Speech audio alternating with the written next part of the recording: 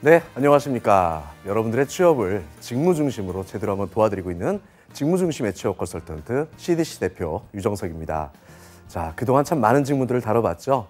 그래서 뭐 이공계 친구나 인문상경계 친구들이 많이들 지원하는 뭐 생산이나 품질이나 또는 뭐 영업이나 마케팅이나 해외 영업이나 또 틈새 시장으로 뚫을 수 있는 구매나 물류까지 두루두루 다뤄봤고요. 지난 시간엔 이 경영 지원의 첫 스타트로 인사 직무에 대해서 다뤄봤고 오늘 다시 이제 경영 지원의 두 번째, 어떻게 보면 가장 중요한 직무입니다. 이 재무라는 직무에 대해서 한번 알아보겠는데요. 사실 재무, 그러면 굉장히 무거워 보입니다. 재미없어 보이고 무거워 보이기 때문에 재무, 이렇게 생각을 하는데 오늘 정말 여러분들이 알기 쉽게, 재미있게 이 재무 직무에 대해서 한번 알아보도록 하겠습니다. 자, 재무. 자, 어떤 일들을 할까요? 일단 경영 지원에서 어떤 일들이 있는지 한번 알아볼게요. 경영 지원 그러면 말 그대로 회사가 경영되는 데 있어서 물적으로 또는 인적으로 또는 금전적으로 지원을 해주는 그런 부서라고 생각하시면 됩니다. 그래서 스텝 조직이라고들 많이 얘기를 하는데요. 크게 봤을 때 인사나 재무나 그다음에 경영 전략 그리고 기타 이런 직무들로 나눠져 있는데 인사는 뭐 지난 시간에 다뤄봤듯이 인사 관리나 교육이나 또는 지난 시간에 다루진 못했지만 이 노무나 또는 총무 업무들이 있고요. 오늘 다룰 이 재무 직무는 이렇게 5가지가 있습니다. 그리고 기타적으로 봤을 때 이제 여러분들이 또 많이 지원한 직무죠. 이건 또 다음 시간에 한번 알아볼 거예요. 그래서 전략 기획, 뭐 사업 운영, 경영 관리 왠지 있어 보이는 명칭이 있는 이런 직무들이 있고요. 그 다음에 기업 홍보, 그리고 경영 혁신, 정보 전략, 뭐 법무 또 이런 일들이 이 경영 지원에서 하는 일이라고 볼 수가 있습니다. 자, 그중에서 오늘 다룰 이 재무 직무에 대해서 한번 알아볼 건데요. 이 재무 직무는 크게 봤을 때 이 재무회계, 보통 이제 경리팀에서 이 업무를 많이 하고 있고요. 그 다음 관리회계, 그리고 세무, 그리고 자금, IR 이렇게 총 5가지가 업무가 있고요. 여러분들 이제 조금씩 하나 알아볼 건데 하나하나씩 알아볼 건데 여러분들 분명히 하다 보면 궁금한 점들이 있을 겁니다. 비슷비슷해 보이는데 조금씩 다 틀려요. 그래서 오늘 제 강의를 들으면서 궁금한 점 있으면 바로바로 질문도 해보시고 질문할 때는 여기 지금 밑에 자막으로 쭉 깔리죠. CDC JOB 카카오톡 아이디입니다. 이쪽으로 문의를 던져주시고요. 또 마지막에 이 방송 말미에 가서 방송 다 듣고 나서 여러분들이 조금 더 고민해 본 다음에 자기 진로를 설정할 때거나 또는 직무에 대해서 또는 직무 기반으로 자기소개서나 면접에서 어떻게 어필해야 될까 이런 부분들이 분명히 궁금증이 생길 거고요. 그런 부분들은 방송 말미에 저희 CDC 취업 캠퍼스라는 데를 통해서 온라인으로 저희가 상담해 드리도록 하겠습니다. 자, 이 5가지 직무 한번 하나씩 알아보도록 하겠습니다. 자, 첫 번째, 일단은 재무라는 게 큰 덩어리를 봤을 때 회사에서 어떤 존재인가 이거부터 한번 알아볼게요. 매출과 매입을 관리해서, 그러니까 나가는 돈과 들어오는 돈을 관리해서 기업의 재무를 효율화시키고 이를 기반으로 투명한 재무 건전성을 유지하는 게 이 5가지 재무 업무들의 공통적인 특징이라고 볼 수가 있습니다. 그래서 이 재무라는 거는 매출과 매입을 관리해서 기업의 재무를 어떻게 하면 효율적으로 관리할 수 있을까? 기업의 목적이 뭘까요? 여러분들 뭐 경영학을 전공하지 않은 친구들에도 이건 기본적으로 다 알 겁니다. 취업을 준비한 친구라면. 바로 뭘까요? 이윤 창출을 바탕으로 해서 영속적으로 계속해서 운영하는 거를 바로 기업의 경영이라고 합니다. 그러면 이윤은 어떻게 창출할까요? 개발해서 어떤 제품을 개발하죠. 개발해서 우리 회사만의 제품을 어떤 제품을 개발해서 이것들을 잘 생산한 다음에 이것들을 판매시켜가는 과정에 있어서 거기서 매출과 매입이 발생하게 되고 그 차익이 결국에는 손익, 이윤이라고 볼 수가 있습니다. 그래서 기업의 이윤을 내기 위해서는 매출과 매입이 발생하고 이것을 효율적으로 관리해야만이 투명하고 건전한 재무 구조를 계속해서 영위할 수가 있는 거고요. 이를 통해서 계속해서 영위해가면서 우리 회사의 사업 경쟁력을 강화시킬 수 있는 거기 때문에 이 재무 직무라는 것은 상당히 기업에 있어서 중요한 직무라고 볼 수가 있습니다.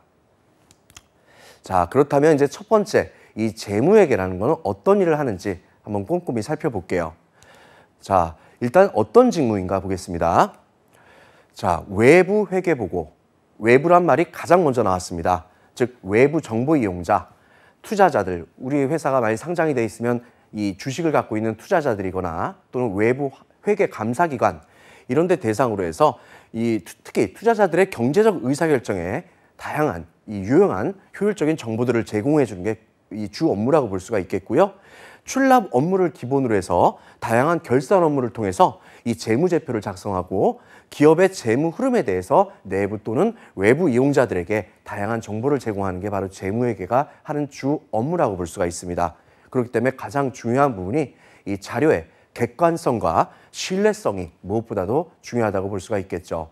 통상적으로 이 회사가 분식회계를 한다는 얘기를 여러분들이 들어봤을 겁니다. 예전에 많이 이제 어떤 기업의 비리라든지 이런 걸 볼 때 분식회계를 통해서 뻥튀기를 시켜놓고 거기서 투자자들한테 주식을 많이 유도를 한다거나 이런 경우가 있었죠. 또는 금융기관에서 대출을 받기 위해서 또 이런 이 분식회계를 해서 거기에서 또 실제 벌지를 못했는데 많이 번 것처럼 보여주거나 이런 경우가 있었어요. 자, 이런 분식이라는 게 저도 오늘 방송을 하려고 얼굴에다 분칠을 했습니다. 원래 얼굴색은 까맣지만 이렇게 하얗게 보이게 했어요. 이것처럼 실제 기업이 돌아가고 있는 재무 상태를 보여주는 게 아니라 거짓 정보를 보여주는 걸 바로 분식회계라고 합니다. 이런 것들을 미연에 방지하는 가장 중요한 역할이라고 볼 수가 있겠죠.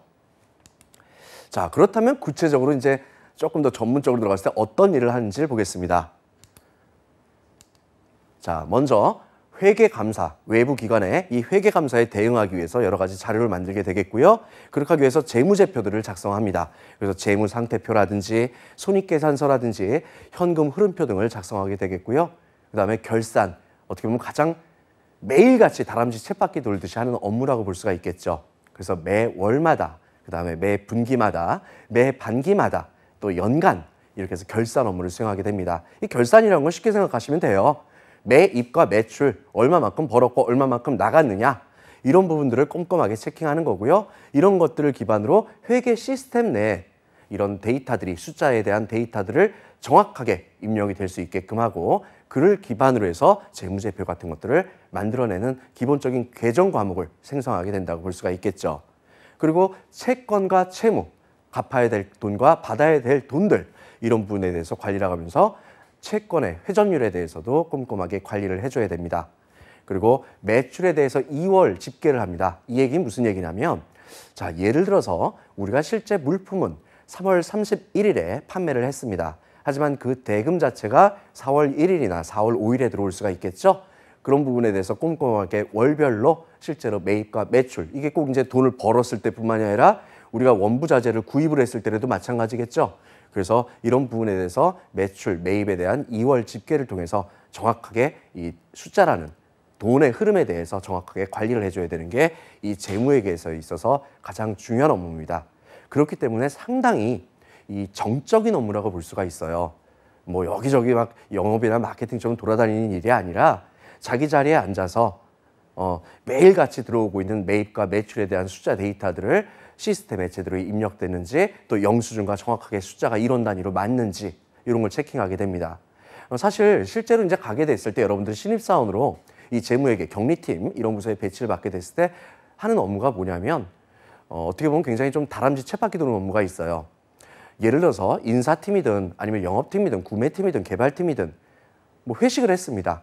회식을 하고 났을 때 실제로 비용들을 그 각 부서마다 회식비에 할당되어 있는 회식비 내에 정확하게 비용에 맞춰서 회식을 하고 있는 건지 초과되지는 않았는지 이런 것까지 영수증과 또 그 부서에서 실제 시스템에 입력한 값과 이런 것들을 꼼꼼히 맞춰가면서 뭐래도 조금 이상한 부분이 발견되게 됐을 때에는 이런 부분들을 다시 한번 오류 사항들을 잡아내고 하는 업무부터 먼저 시작을 하게 됩니다. 그러니까 여러분들이 쉽게 생각하시면 여러분들의 어머니가 보면은 굉장히 꼼꼼하신 분들 보면 가계부 쓰시죠? 그래서 이 가계부를 회사의 가계부를 쓰는 역할이다라고 보시면은 여러분들이 쉽게 이해하실 수가 있습니다. 자, 이게 이제 재무회계, 이 격리 업무라고 볼 수가 있는 거고요. 그 다음 나오는 게 관리회계라는 업무가 있습니다. 자, 같은 회계인데 하나는 뭐 재무회계, 뭐 격리회계 이런 얘기를 쓰고 있고요. 여기 이제 관리회계란 말을 쓰고 있어요. 뭔가를 관리하는 것 같죠? 자, 그래서 구체적으로 어떤 일을 하는 건가 직무의 개요부터 살펴보자면 자, 이번엔 내부란 말이 나왔습니다. 아까는 외부 감사기관이라든지 투자자들에게 우리 회사의 현금 흐름이라든지 그러니까 자산과 부채에 대한 이런 부분들을 명확하게 사실대로 알려주는 게 재무회계 경리 업무랍다면 여기에서 나오는 관리에게는 바로 내부 경영진들, 쉽게 말해서 우리 회사의 대표이사부터 해서 많은 임원진들이 이 의사결정을 하는 데 있어서의 유용한 정보들을 제공하는 게 주 업무라고 볼 수 있습니다. 자, 그럼 어떤 정보들일까요? 자, 원가 정보하고 기업의 다양한 경영 지표들, 우리 회사의 수익성이라든지 성장성, 그다음에 안정성 이런 부분과 관련된 여러 가지 데이터들을 수집해서 경영진들이 자, 올해 상반기 때 얼마만큼 영업에서 돈을 벌 것 같고 자, 개발이나 생산이나 또는 마케팅을 하기 위해서는 얼마만큼 돈을 써야 될 것 같다. 또 실제로 썼다. 그러면 매출 빼기 비용이 결국에는 손익이 되겠죠. 자, 이 데이터를 근거로 또 하반기에는 새로운 제품을 개발하기 위해선 개발 비용이 얼마만큼 들고 또 이런 부분들을 생산하고 영업하기 위해선 또 부가적인 비용들이 얼마만큼 드는지를 예측을 해야겠죠. 그럼 이제 연간 결산으로 해서 자, 우리 회사가 2017년에는 실제로 얼마만큼 손익을 낼 수 있을 것 같습니다. 라고 이제 경영진한테 1차 보고를 하고요. 또 더 나아가서 자, 그런데요. 지금 현재 우리 회사가 속해 있는 업종 내 경쟁사라든지 아니면 우리의 고객사라든지 아니면 우리의 협력사에 최근에 원자재 가격 상승 또는 하락 또는 시장의 가격 변동 이런 걸 기반으로 했을 때 비용과 매출이 또 얼마만큼 발생할 거라는 걸 예측을 해야겠죠. 그래야지만 2018년, 2020년에 예측되는 손익이라는 게 나오는 거고 그를 기반으로 해서 경영진들이 자, 2018년, 19년, 20년에는 우리가 공장을 새로 지을 것인지 아니면은 우리가 돈 번 만큼 우리 임직원, 내부 고객들에게 보너스, 상여금으로 더 줄 건지 아니면 긴축 경영을 할 건지 그래서 구조조정을 해야만 할 건지 이런 내부적인 의사결정을 하는 데 있어서 가장 중요한 지표들을 전달해주는 업무가 바로 관리회계라고 볼 수가 있습니다. 그렇기 때문에 무엇보다도 정보의 적시성, 이미 타이밍 놓쳤을 때에는 투자하고 나서 알고 나면 안 되겠죠. 투자 결정하고 나서. 그래서 이 정보의 적시성과 목적별 적합성이 다른 재무직무에 비했을 때 가장 중요한 역할이라고 볼 수가 있습니다. 자, 그렇다면 이런 관리회계에서는 또 구체적으로 어떤 업무들을 하는지 한번 보겠습니다. 표준 원가에 대해서 수립을 하고 이 기준에 대해서 모든 부서에 배포를 해야 됩니다. 자, 표준 원가라는 건 뭘까요?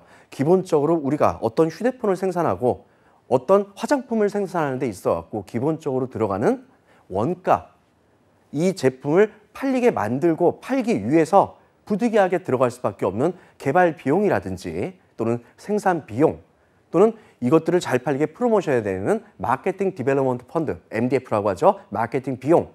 이런 것들에 대한 원가 구조를 정확하게 짜주고 이게 표준 원가가 제대로 세워지지 않게 됐을 때에는 막 이상하게 비용이 더 많이 들 수가 있겠죠. 그렇기 때문에 표준 원가를 정확하게 수립을 해야 되고 이 기준대로 각 부서가 운영이 될 수 있도록 배포를 해줘야 됩니다.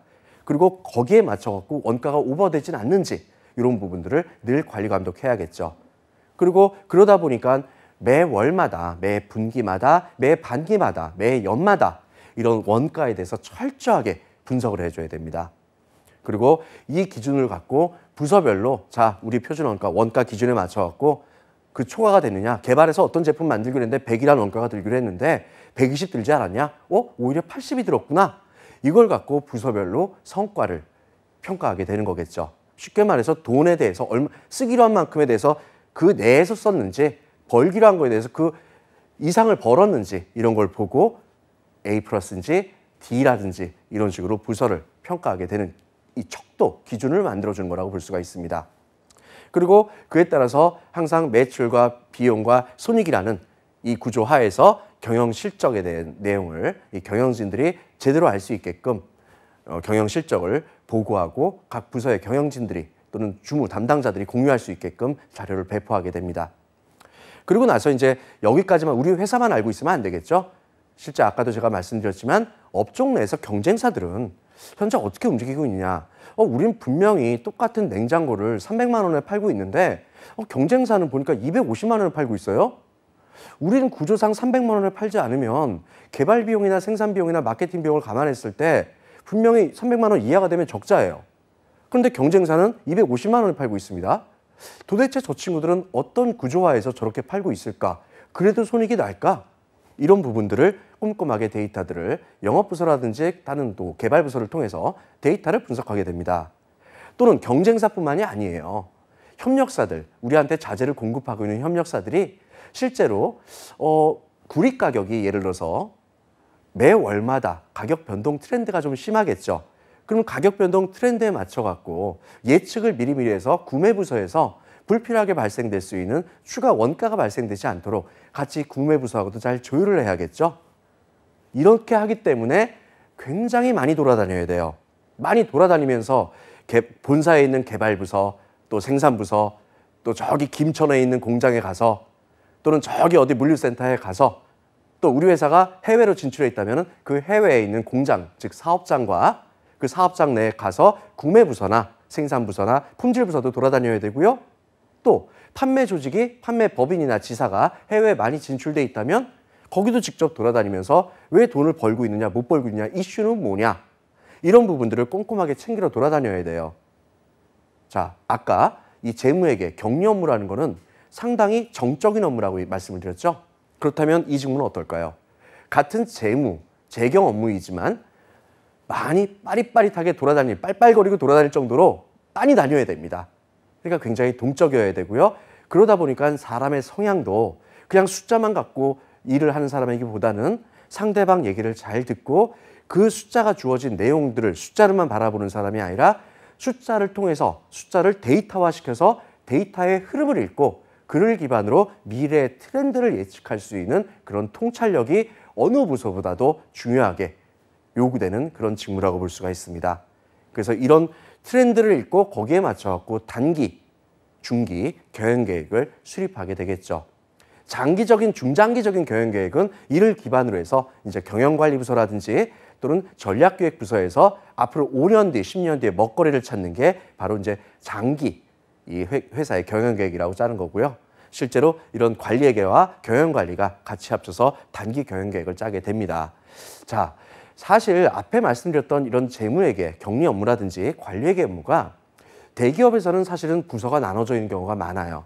하지만 이제 중견기업 이하로 조직 규모가 점점 작아질수록 보면은 신입사원이 입사해서 때로는 앞서 말씀드렸던 그런 결산 업무를 하는 또는 이런 재무제표를 만드는데 각 계정 과목을 관리하는 재무회계 업무도 같이 하고요.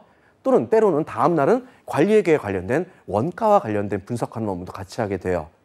그래서 여러분들한테 제가 이런 내용을 설명을 드릴 때 야, 저렇게 디테일한 부분은 혹시 대기업이나 가서만 아는 게 아닐까? 그냥 나는 뭐 전산회계 잘 다루고 또는 뭐 재경과 관련된 회계학 전공했으니까 그냥 쉽게 하지 않을까? 이렇게 생각할 수 있는데 그건 절대적으로 오산입니다. 여러분들 조직이 작으면 작아질수록 지금 말씀드렸던 재무회계와 관리회계 업무를 한 부서 내에서 다 할 수밖에 없다는 거 반드시 인식하시고 좀 전에 말씀드렸던 재무회계에 관련된 주요 업무와 지금 말씀드리고 있는 이 관리회계에 대한 주요 업무들을 반드시 여러분들이 숙지하셔야만 이걸 토대로 해서 자기소개서에 왜 내가 이 재무회계나 관리회계, 회계 업무를 잘할 수 있는지 본인의 역량 기반으로 자기소개서를 쓸 수가 있는 부분이고요. 이를 기반으로 해서 입사하고 나서 여러분들이 어떻게 이 재경부서에 입사를 해서 회사에 어떻게 기여할 수 있느냐 이런 부분들을 언급할 수가 있는 거예요. 그래서 어떻게 보면 신입을 가장 많이 뽑고 있는 이 재무회계, 격리, 그다음에 관리회계 이 내용에 대해서 좀 길게 말씀을 드렸고요. 이제 그 다음 나머지 3개 직무에 대해서도 또 한번 같이 알아보도록 하겠습니다. 자, 그 다음 이제 세무회계입니다. 자, 세무라는 건 뭐냐면 말 그대로 세금을 다루는 거예요. 자, 그런데 이제 여러분들 제가 실제로 깜짝 놀란 부분이 있어요. 제가 모의 면접을 진행하면서 자, 세무 업무에서 가장 중요한 게 뭡니까? 앞으로 어떻게 하겠습니까? 이런 질문을 던졌을 때 전 정말 그러리라고는 생각을 못했지만 어떻게 하면 세금을 회피할 수 있을까? 이렇게 얘기한 친구가 있습니다. 그건 아주 불법적인 얘기죠. 탈세를 하면 안 되잖아요. 탈세가 아니라 주어진 조건과 환경 내에서 법 테두리 내에서 우리가 어떻게 하면 불필요한 세금을 안 내고 절세를 할 수 있을까? 이 부분을 고민하고 연구하고 실행하는 조직이 바로 세무회계라고 볼 수가 있습니다. 그렇기 때문에 기업의 사회활동에 의해서 발생되는 제세 납부와 관련된 업무들을 수행하는 거고요. 세무 비용의 감소, 그리고 대내외 투명성을 제고해 주는 게 주 업무라고 볼 수가 있습니다. 자, 그렇다면 구체적으로 어떤 업무를 할까요? 자, 연간 법인세 관리를 하게 되겠고요. 월별 부가가치세를 납부하는 부분을 꼼꼼하게 관리해야 되겠고요. 그다음에 근로소득세를 지급하는 부분을 관리합니다. 자, 이 지금 세 가지를 제가 노란색으로 표시를 했죠. 이 부분이 바로 여러분들 신입사원들이 가게 됐을 때 가장 많이 다루는 이 세정 과목이라고 볼 수가 있습니다.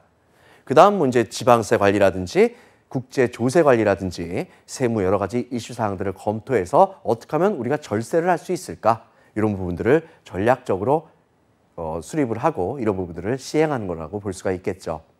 사실 세무회계 같은 경우는 이제 세무를 좀 주로 전공한 친구들 중심으로 채용을 하고 있고 실제로 일반 회계를 전공하면서 세무를 다뤄보지 않은 친구들 같은 경우는 거의 채용을 안 하고 있다고 볼 수가 있습니다. 자, 그다음 자금. 자금 뭘까요? 자금. 회사가 운영되려면 자금이 있어야 되잖아요. 네, 맞습니다. 이 자금, 돈 관리하는 거예요. 쉽게 말해서. 뭘 관리하냐? 합리적인 자금 조달과 관리를 통해서 회사의 유동성 자산을 확보하는 게 바로 자금이라고 볼 수 있습니다. 그리고 더불어서 금융 비용들을 절감하는 게 또 자금의 역할이에요. 자, 쉽게 말했을 때 뭘까요? 자, 우리가 만약 상장돼 있고 상장을 할 회사라면, 예정이 돼 있는 회사라면 주주들을 많이 끌어모아야겠죠? 주주들을 어떻게 끌어모아요? 우리 회사의 투명성을 보여줘야겠죠. 근데 가만히 투명성만 보여준다고 주주들이 들어올까요? 아니죠. 우리 회사가 앞으로 어떤 제품을 개발해서 어떻게 팔 거며 이런 부분들이 제대로 명시가 돼야 되고 현금 흐름표라든지 자산과 부채 이런 부분에 대해서 명확하게끔 투자자들이 이해할 수 있게 보여줘야 됩니다. 그리고 또 금융비용 절감이라는 건 뭐냐? 우리가 은행 이자를 내는 데 있어서도 어떻게 우리가 운영을 했을 때 은행 이자를 조금이라도 절감해서 낼 수 있을까? 이런 부분도 해당이 되겠죠. 또는 우리가 외환 거래를 많이 하게 됩니다. 수출을 많이 하거나 원자재를 많이 수입하게 됐을 때 거기서 발생될 수 있는 환차손을 최소화시켜야 되고 환차익을 끌어올려야겠죠. 그런 부분에서도 금융비용 절감에 기여할 수가 있습니다. 그리고 항상 여러분들 친구들 만나고 할 때 주머니에 1,000원짜리 하나 들고 만나면 불안하죠. 갑자기 데이트를 하게 됐는데 주머니에 1,000원짜리 한 장 있으면 불편하죠. 그래서 항상 내 주머니에 언제 어떤 상황에서도 긴급 상황에서도 자금을 활용할 수 있게끔 유동성 자산을 확보해 놓는 것도 바로 자금에서 하는 주요한 역할이라고 볼 수가 있습니다. 자, 이제 구체적으로 좀 전문 용어들을 써갖고 어떤 일을 하느냐. 아까 말씀드린 바와 같이 그런 자금 전반적인 계획 수립을 하게 되겠고요. 차입금 관리라든지 원화 조달을 위한 원화 금융 관리, 그다음에 외환 딜러라든지 외화 수급 관리, 외화 자금 조달, 그리고 환 리스크, 대내적 기법이라든지 대외적 기법 같은 여러 가지 환 리스크 관리 대책이 있겠죠. 그래서 스왑이라든지 이런 걸 활용을 해서 환차손이 발생하지 않게끔 만들어주는 이런 외화 금융 관리 업무도 이 자금에서 하는 거고요. 또한 신용평가 관리가 제대로 돼야 됩니다. 우리 회사가 늘 신용평가를 A나 A 플러스를 받던 기업이 갑자기 B로 내려가게 됐을 때 어떻게 돼요? 투자자들이, 국내 투자자나 외국인 투자자들이 전부 다 팔자. 주식값이 10만 원이었다가 갑자기 7만 원, 5만 원으로 떨어지겠죠? 즉 자금의 유동성 자체가 많이 약해지겠죠? 그래서 신용평가 관리도 꾸준하게 관련된 기관들과 협의를 하고 투명하게 보여주면서 관리해야 되는 측면이 있습니다. 그 다음 이제 격리 업무도 일부 수행을 합니다. 당좌 관리라든지 미지급금 관리라든지 출납 관리 관련돼 갖고 이 격리 업무도 담당하게 되겠고요. 늘 주머니에 여유 자금이 있도록 운용을 하는 부분이 상당히 중요한 역할이라고 볼 수가 있습니다. 자, 그 다음에는 이제 또 어떤 업무가 있느냐. IR이라는 업무가 있습니다. 자, 유일하게 영어가 나왔네요. IR. 자, IR이 뭘까요? 회사와 투자자 간의 공식적인 의사소통의 채널 역할을 하는 게 바로 인베스터 릴레이션스, 투자자와의 소통을 하는 창구 역할을 하는 게 바로 IR이고, 이를 통해서 우리 회사의 가치를 증대시키는 데 기여하는 게 바로 IR 담당자가 하는 역할입니다. 그래서 내부적으로는 투자자들의 요구사항들을 제대로 수렴을 해갖고 요구사항과 관심사항들을 경영진들이 제대로 간파할 수 있게끔 정리해서 알려주는 역할, 또는 외부적으로는 역으로 우리가 회사가 앞으로 이렇게 경영을 하려고 합니다. 자, 우리가 사실 2016년에 돈 벌었어요. 벌었는데 주주분들께 배당금을 지금 많이 못 드리는 이유 자체가 자, 우리 더 벌어야 되잖아요. 더 벌기 위해서 우리가 제2공장, 제3공장을 지금 증설하고 있습니다. 그러니까 조금만 참아주세요. 이렇듯이 우리 회사가 돌아가는 부분에 대해서 투자자들이 제대로 이해할 수 있게끔 우리 회사의 방향성과 그다음에 우리 회사의 가치 이런 부분들을 제대로 알려서 회사의 신뢰도를 끌어올리는 게 바로 또 이 외부적으로 IR 담당자가 해야 될 역할이라고 볼 수 있습니다. 그래서 주로 하는 역할이 뭐냐 봤을 때 자, 여러 가지 인베스터 릴레이션스 활동이 있습니다. 제가 매번 여러 방송을 나왔을 때나 아니면 여러분들 학교에 찾아가서 강의를 할 때나 늘 보라 그러는 게 뭐예요? 뭐가 있을까요? 여러분들 이 취업 준비를 하면서 늘 참고하라 그러는 거. 두 가지가 있습니다. 절대 놓치지 말아야 될 거예요. 첫 번째, 만일 상장된 회사라면 금융감독원 전자공시 시스템, 즉 DART, 다트를 보면서 여러분들의 회사가 어떤 방향으로 지금 현재 흘러가고 있는지, 즉 단순한 재무제표를 보라는 게 아닙니다. 사업보고서나 분기보고서나 반기보고서, 이 다트에 있는 세 가지 중에서 가장 최근에 올라와 있는 걸 보시고 거기에 들어가시면 2번에 사업의 개요가 있어요. 거기 들어가시면 1번에 2-1번에 업의 특성이 뭐며 그 다음에 이 업을 운영하는 데 있어 갖고 경쟁 우위 요소가 뭔데 현재 우리 회사는 어떤 영업의 개황을 갖고 있고 실제로 각 국가별 또는 지역별로 어떤 정황을 지금 보여주고 있다는 부분 그리고 우리가 이런 제품을 새롭게 개발하기 위해서는 원부자재들을 어떤 가격에 사오고 있고 실제 이 가격이 트렌드가 어떻게 변화되고 있기 때문에 실제로 비용 부분이 이렇게 증가되고 있다는 부분들 또 우리가 생산 설비 현황이라든지 이런 설비를 갖고 우리가 얼마만큼 하루에, 한 달에, 1년에 생산할 수 있는 가용량을 갖고 있는데 실제 수주가 이만큼 들어오고 있어서 실제 가용 생산한 양은 어떻습니다. 그래서 공장이 지금 이렇게 돌아가고 있습니다. 이 외에도 우리가 영업 측면에서는 어떤 판매 전략을 갖고 있고 또 우리가 어떤 루트를 통해서 국내 또는 해외에 수출을 하고 있습니다.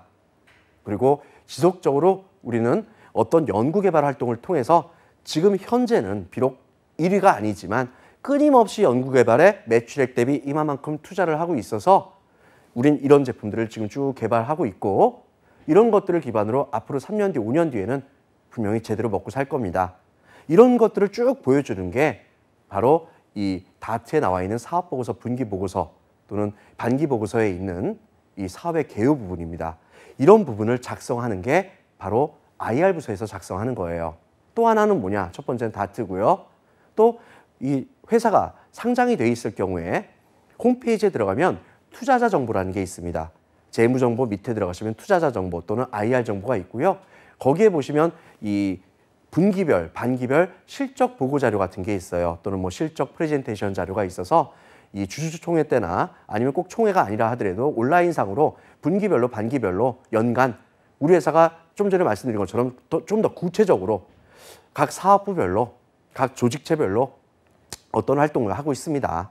이런 것들을 알려주는 그런 보고서들을 만드는 게 바로 IR 부서에서 하는 거예요. 즉 어떻게 생각하시면 돼요? 재경부서에 있는 PR 담당자, 홍보 담당자라고 보시면 돼요. 그래서 단순하게 이런 회계적인 지식, 숫자에 능한 사람만 뽑는 게 아니라 그런 회계적인 지식과 그러니까 재무적인 지식을 기반으로 해서 글을 잘 쓸 수 있는 사람들을 뽑는 겁니다. 왜? 똑같은 내용이라도 여러분들 아마 보세요. 자, 얼마 전에 서류 마감하고 했던 현대자동차가 있고요. 또 현대자동차 계열사 내에 기아자동차가 있어요.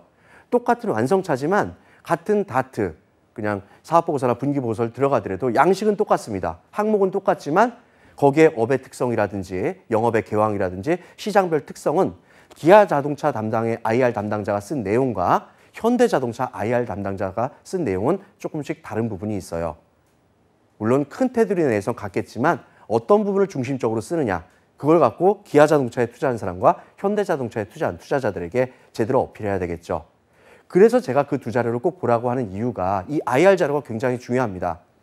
투자자들은 이 전문 투자자들만 있는 게 아니죠. 여러분들의 부모님이나 친척들, 자동차 아무것도 모르는 사람들도 투자를 합니다. 주식을 사죠. 그 사람들도 알기 쉽게 회사가 돌아가는 걸 써준 게 바로 다트에 있는 분기보고서, 반기보고서고 또 투자자 정보, 홈페이지 투자자 정보에 있는 실적 보고 자료예요. 그럼 취업준비생 입장에서 그렇게 알기 쉽게 쓴 자료를 보면 여러분들이 단순하게 재무를 지원할 때뿐만이 아니라 회사가 돌아가는 전반적인 특성을 제대로 이해할 수가 있겠죠. 그래서 이 IR 담당자들이 쓴 자료들을 꼭 잊지 말고 보시라는 내용입니다. 좀 말이 길어졌지만 꼭 이 지금 재무를 지원하는 친구들뿐만이 아니라 많은 친구들이 봐야 될 부분이고요. 특히나 지금 재무를 지원할 친구들이라면 거기 다트에 있는 이 분기보고서, 사업보고서, 반기보고서에 있는 것 중에서 재무제표라든지 재무제표와 관련된 주석 이런 내용들도 꼼꼼하게 살피셔야 됩니다. 자, 그렇다면 지금부터는 여러분들이 이런 재경, 재무 업무를 지원하기 위해서는 어떤 지식과 스킬과 또는 태도, 성향을 갖고 있어야만이 여러분들이 실제로 채용이 될 수 있고 채용되고 나서도 일을 제대로 할 수 있는지 한번 알아보도록 하겠습니다. 자, 첫 번째 지식적인 측면이죠. 나리지적인 측면이고요. 회계학이나 경영학이나 세무 관련된 지식 또는 세법 또는 상법 또는 채권 관련된 지식이나 금융상품과 관련된 지식들을 보유해야 됩니다. 이걸 다 보유하면 좋겠지만 이 중에서 2가지 이상 정도는 지식을 갖고 있어야겠죠. 그래야만이 회계 관련돼서 명확한 이론 지식을 바탕으로 해서 여러 가지 경영 전반에 대한 흐름을 재무적인 측면에서 여러분들이 이해를 하고 제대로 이 개정 과목들을 만들어낼 수가 있기 때문입니다. 자, 두 번째는 기술적인 측면이에요. 일단 재무제표를 작성할 줄 알아야 됩니다. 볼 줄만 하면 안 되겠죠. 그래서 여러 가지 재무제표들을 작성할 수 있는 능력이 필요하고요. 또는 이 재무제표들을, 이 여러 가지 숫자들을 시스템으로 다룰 수 있는 회계 시스템 운영 능력, 그리고 원가나 손익들을 분석해서 이것들을 제대로 계산할 수 있는 능력, 그리고 이런 부분들을 많은 부서들에게 제대로 알릴 수 있는 프레젠테이션 스킬까지 보유하고 있다면 더할 나위가 없겠죠. 그래서 회계처를 위한 다양한 서식 작성 및 여러 가지 신고 서류에 대해서 여러분들이 여러 가지 뭐 비즈폼이나 이런 데 들어가서 미리 봐두시면 유리하고요. 또 이런 부분들 무료로 볼 수 있는 데 있어요. 아까 말씀드린 다트 또는 홈페이지의 재무정보 또는 네이버의 그 기업명 치면 금융정보 들어가면 여러 가지 서식들이 있습니다. 그 서식을 보라는 게 아니라 서식에 어떤 계정 과목들이 있는지를 보시라는 거고요. 또 회계 관련된 정보들을 내 외부 정보 이용자들에게 효과적으로 설명할 줄 알아야겠죠. 그리고 서식, 시스템, 서류 등의 정보들을 분석해서 예산 및 자금 계획을 수립하는 분석력이 필요합니다. 실제 여러분들 이 재무부서만큼 엑셀 많이 쓰는 부서 없습니다. 제가 또 강조하는 게 있죠. 여러분들 취업 준비할 때. 다른 거 다 몰라도 엑셀에 피벗 테이블하고 함수 제대로 써야 된다. 이 재무부서 정말 많이 써요. 각 계정 과목에 있는 거 물론 시스템에서 도출할 수 있습니다. 하지만 이런 부분들을 갖고 여러 가지 표를 만들 때에는 엑셀로 여러 가지 시스템에서 로 데이터를 다운받아갖고 그 부분들을 다시 계산해갖고 항목들을 집어넣어줘야 돼요. 그래서 엑셀에 피벗 테이블하고 함수 정말 많이 쓴다는 거 잊지 마시고 컴퓨터 활용 능력 2급 자격증 그것도 여러분들의 하나의 가점이라고 볼 수가 있습니다. 자, 그 다음 어떤 성격이 되냐? 숫자 다루니까 당연히 꼼꼼해야 되고요. 돈 다루니까 정직해야 됩니다. 원칙과 프로세스에서 벗어나면 안 되겠죠? 또 돈 다루니까 돈을 돌처럼 볼 줄 아는 도덕성도 있어야 되고요. 그래야지만 신뢰성을 가질 수가 있습니다. 그 다음에 말로만 분석력 해라. 엑셀 잘 다루면서 실제로 분석할 수 있는 거. 꼼꼼한 계획성, 판단력 이런 부분들이 상당히 중요하다고 볼 수가 있죠. 자, 그래서 이제 관련된 서식이나 계정 과목들이 어떤 게 있느냐? 여러분들 많이 이제 이 재경 쪽 지원 친구들은 많이 들어봤을 서식 양식이에요. 재무상태표, 포괄손익 계산서, 자본 변동표, 현금 흐름표, 결손금 처리 계산서. 여러분들이 신입사원이 입사해서 바로 이런 것들을 만드는 게 아니에요. 자, 여기에 들어가는 현금과 현금성 자산, 채권, 재고자산, 선급금, 채무, 선수금, 부채, 사채. 사채가 무슨 저기 어디 동대문에 가서 돈 끌어다 쓰는 사채가 아니라 장기 차입금을 말하는 겁니다. 그 다음에 결손금. 이런 계정 과목들을 여러분들이 직접 빼내야 되는 거예요. 계산하고 만들어내야겠죠. 그래서 이런 서식과 이런 계정 과목들, 특히 이런 계정 과목들에 대해서 여러분들이 여러 가지 재무제표를 보면서 제대로 읽고 이해할 수 있어야만 합니다. 자, 그렇다면 이제 여러분들 궁금해하는 게 있죠. 자, 재무하기 위해서는 어떤 자격증 필요합니까? 자, 뭐 재경관리사가 있고요. 뭐 ERP, 재무회계 모듈들. 자, 여러분들 ERP라는 걸 생소하게 듣는 친구들이 있는데 앞으로 재경 쪽 지원할 친구들은 ERP하고 친해져야 돼요. ERP라는 건 전사적 자원관리 시스템. 지금 아마 자원 ERP 해갖고 밑에 자막으로 언어가 깔릴 겁니다. 자, 실질적으로 회사라는 거는 아무리 작은 조직이나 큰 대기업이나 모든 데이터들을 공유를 합니다. 숫자들을. 이 데이터들을 공유하는 데 있어갖고 거기에는 돈도 있을 거고요. 여러 가지가 있겠죠. 특히나 여기와 관련돼서 재무 회계와 관리회계 관련된 모듈들이 있어요. ERP에는 열 몇 가지 모듈이 있습니다. 뭐 구매 모듈도 있고요. 생산 모듈, 인사 모듈, 뭐 여러 가지가 있는데 그중에서 하나가 재무회계, FI 모듈이라는 게 있고요. 격리 담당자가 쓰는 모듈입니다. 그다음에 관리회계 모듈, CO 모듈이라고 해서 관리회계 담당자가 주로 쓰는 모듈이에요. 자, 여러분들 ERP라는 거는 만일 작은 회사 같은 데에는 더존, 한국에 있는 업체가 만든 시스템을 많이 쓰고 있고요. 그다음에 국내 중견기업 이상 대기업들은 SAP에서 나온 ERP를 쓰고 있고 외국계 기업이나 국내 일부 기업들은 오라클에서 나온 ERP 모듈을, ERP 프로세스를 쓰고 있어요, 시스템을. 자, 모든 이 회사는 다르지만 이 모듈이 운영되는 건 거의 다 흡사하다고 보시면 됩니다. 그래서 제가 좀 추천드리고 싶은 거는요. 뭐 ERP 운영 기능사 이런 자격증도 있지만 그게 좀 시간이 오래 걸린다고 했을 때에는 SAP e러닝 센터에 들어가시면 거기에 그 각 재무회계 모듈을 온라인으로 수강하는 수료증이 나오는 게 있고요. 또는 CO 모듈과 관련된 수료증을 받는 게 있습니다. 약 30만 원대고요. 좀 비싸긴 합니다. 하지만 이런 ERP 운영 모듈을 직접 자기가 온라인을 통해서도 교육을 받으면서 입사하게 됐을 때, 재경 담당자로 입사하게 됐을 때 누구보다도 빠르게 시스템을 활용할 수 있다는 측면, 시스템과 미리 친해지려고 노력했다는 측면, 이런 걸 강조하시는 게 상당히 좋습니다. 그리고 그 다음에 뭐 이제 사실 뭐 꿈 같은 이 자격증이죠. 세무사나 회계사 자격증들이 있고 또 그와 관련된 국제 자격증들이 있습니다. 그리고 또 세무 관련돼서는 기업회계나 세무회계 자격증이 있겠죠. 자, 이런 다양한 자격증들을 가진 사람들을 아무래도 우대할 수밖에 없겠고요. 자, 그러면 어떤 경험이 있어야 되냐? 재무 관련된 인턴 경험이 상당한 가점을 받습니다. 비록 내가 자동차를 만드는 회사지만 고무를 만드는 회사에 가서 재경 업무를 했어도 관련된 비슷한 프로세스를 다뤄봤기 때문에 큰 가점을 받을 수가 있고요. 또 실제 기업에서 프로세스를 습득하는 게 무엇보다 중요합니다. 그렇기 때문에 꼭 인턴이 아니라 하더라도 이런 분기나 반기별로 이 결산 업무를 할 때는 간혹 가다 기업에서 아르바이트생들을 많이 씁니다. 이럴 때도 한번 도전해 보시는 것도 좋고요. 또는 기업의 월간, 분기별, 결산, 인턴 또는 아르바이트 이런 경험뿐만이 아니라 이런 것들을 기반으로 해서 여러분들은 기업 재무제표들을 많이 또 활용해 보셔야 됩니다. 그래서 실제로 이런 재무제표, 기업의 그 다트에 들어가면 재무제표들이 있죠. 그거 보시면서 거기에서 재고 회전율을 어떻게 구할 수 있을까? 또 여러 가지 재무제표들을 쭉 보면서 이 재고 자산 회전율이라든지 또는 순자산 가치, NPV 같은 순자산 가치 같은 걸 구해보는 게 상당히 유리합니다. 재경관리사 공부하면 그런 것들을 다 한번 체험해 볼 수가 있어요. 그리고 기타 이제 뭐 여러 가지 보고서들을 접해보면서 그런 부분들을 스스로 찾아보는 습관들을 여러분들이 키우셔야 돼요. 자, 지금까지 이제 여러분들이 재무 업무에 크게 봤을 때 5가지 영역에 대해서 한번 살펴봤고요. 그리고 여러분들이 재무 업무를 준비하기 위해서 어떤 자격증 또는 어떤 공부를 하고 어떤 활동을 하고 뭐에 대해서 고민하고 이런 것까지 한번 알아봤습니다. 자, 여러분들 제가 오늘 쭉 말씀드린 부분들 생소한 단어도 나왔을 거고 또 아는 단어가 나왔겠지만 이제 이런 걸 기반으로 해서 여러분들이 자기 것으로 소화가 돼야만 해요. 그래서 내가 주인의식, 오너십을 갖고 우리 회사의 가계부 내가 제대로 한번 관리해 보겠다. 우리 회사의 비용 내가 제대로 관리해 보겠다. 우리 회사의 자금 흐름 불필요하게 로스 방지 안 되도록 해보겠다. 만일 상장을 곧 할 회사라면 IPO 업무에 관련돼서 이런 IR 업무 제대로 한번 해보겠다. 이런 거에 대해서 자기가 제대로 어필을 해야겠죠. 자, 이제 여러분들 혹시나 이제 궁금한 부분들 질문 들어온 거 있나 한번 볼게요.